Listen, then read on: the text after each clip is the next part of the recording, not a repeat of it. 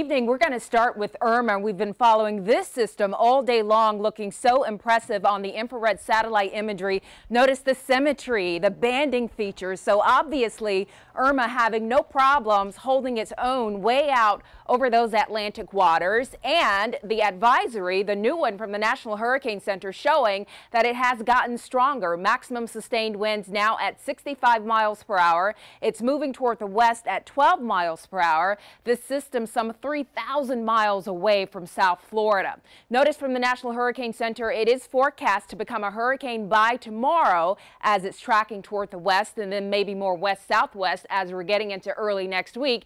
They're also bringing that intensity up to Category 3 hurricane, it looks like by Sunday, and then notice by Monday it's somewhere just east of the Leeward Islands. So the question becomes, where does it go after that? We'll take a look at a couple of the models, the U.S. global model and also the European global, to show you what these models are doing with this system by, say, Wednesday evening. Notice the European global model is showing a formidable hurricane near the Northeast Caribbean by Wednesday evening.